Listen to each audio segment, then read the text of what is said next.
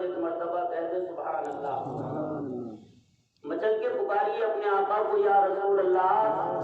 یا راشد مصطفیٰ، اور جب نبی کا نام آتا جو دیوانہ مصطفیٰ ہو جاتا وہ مچل جاتا ہے، اور وہ جاڑوں کی بھی پرواہ نہیں کرتے بلکہ مصطفیٰ کا نام سن کر جسم کے اندر گرمائی آ جاتی ہے نا۔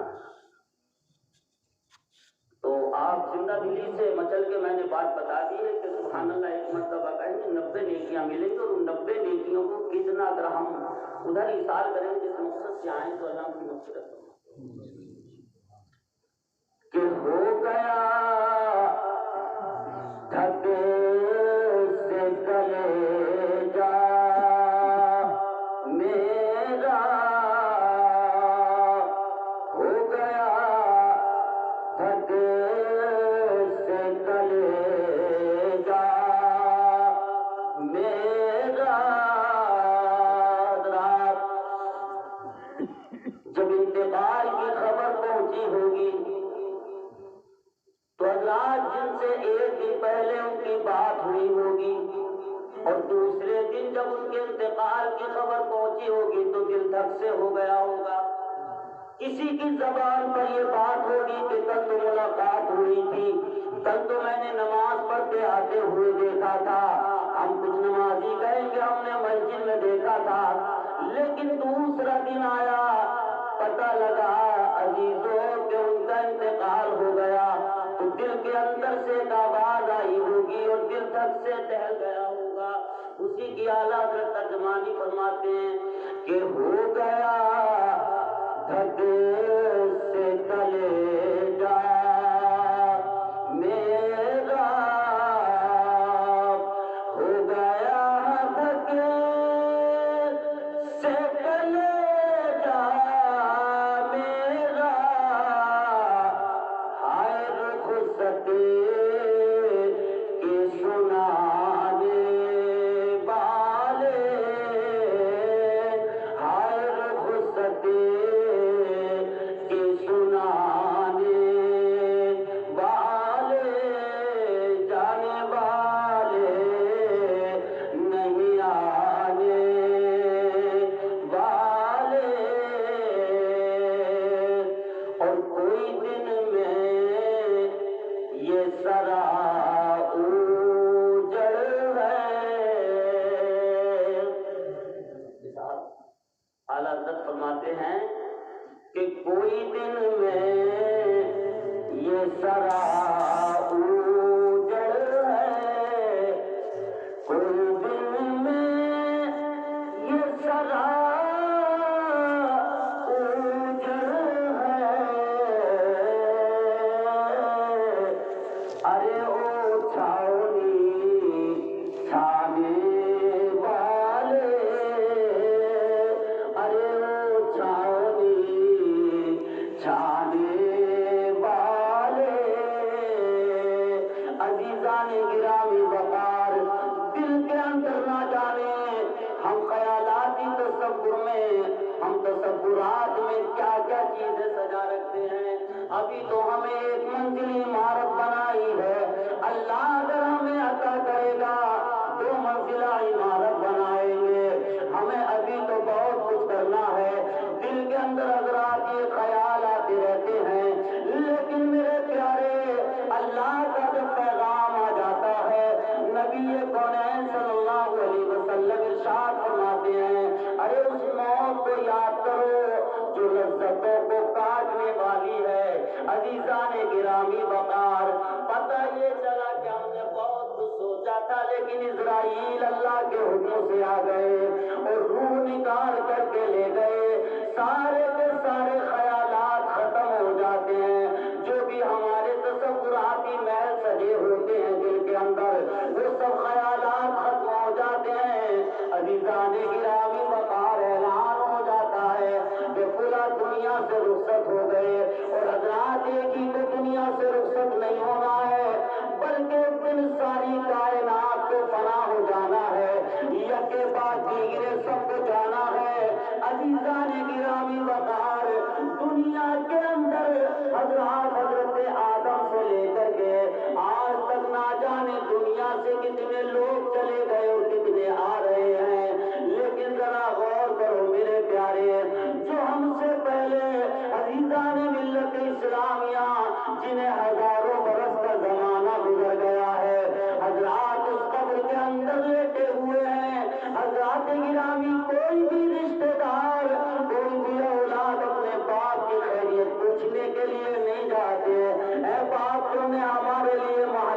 تیار کیے تھے۔ اے باپ تم ہماری بے چینی سے بے قرار ہو جایا کرتے تھے۔ عزیزان ملت اسلامیہ، جو بھائی بھائی کا بازو بنا ہوا تھا، بھائی رخصت ہو گیا۔ حضرات گرامی، لیکن کسی کے علم میں یہ بات نہیں ہے کہ آج ہمارے بھائی پر کیا گزر رہی ہے، کسی کو یہ معلوم نہیں ہے کہ ہمارے باپ پر کیا گزر رہی ہے، کسی کو یہ معلوم نہیں ہے ہمارے شوہر پر کیا بیت رہی ہے۔ عزیزان ملت اسلامیہ، یہ سارے کے سارے رشتے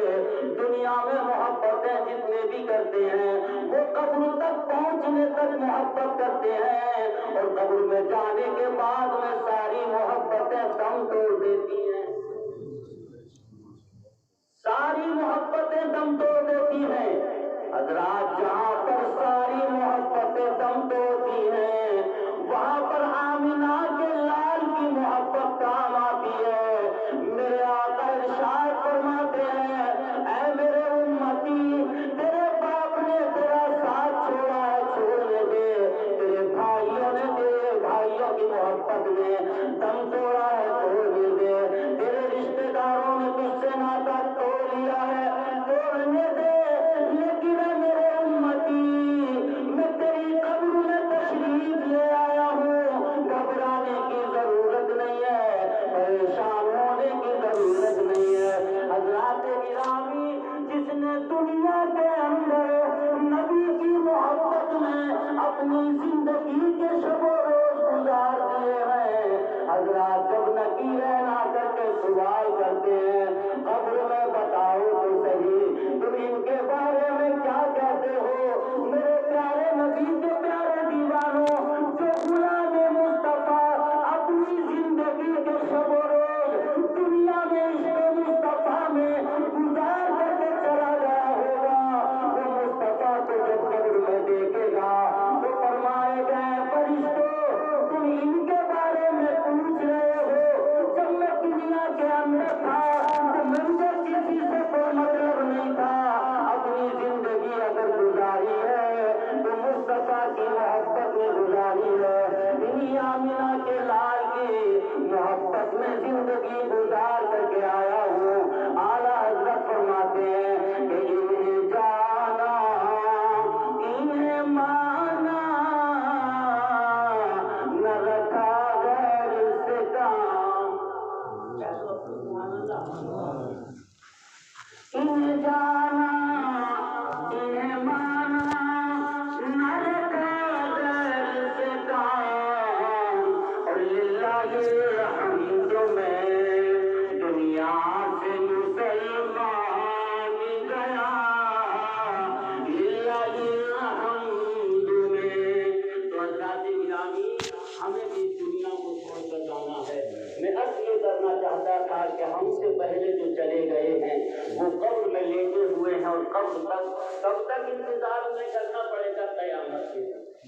قیامت کے دن تک وہ قبر کے اندھیرے میں اجالوں میں لیٹے رہیں گے۔ جس کا جیسا مقام ہوگا، جس کا جیسا عمل ہوگا، حضرات گرامی وہ قبر کے اندر لیٹے رہیں گے۔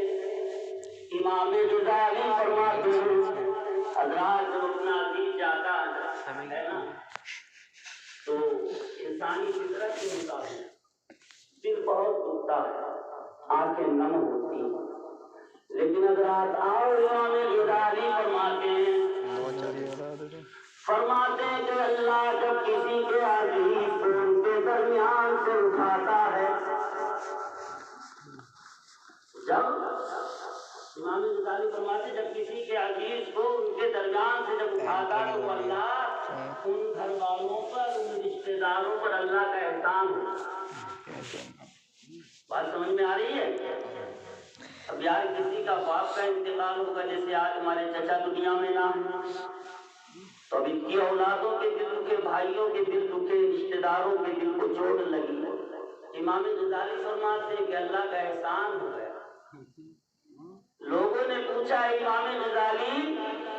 یہ اللہ کا کیسا احسان ہے کہ کسی کا بھائی دنیا سے رخصت ہوا ہے،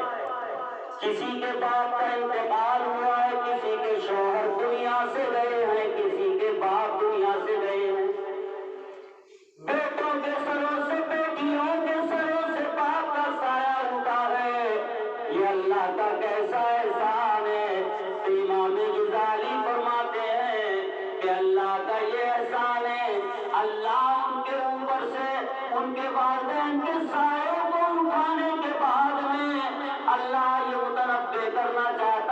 بندوں کو خبردار کرنا چاہتا ہے، اے میرے بندو، اے میری بندیوں،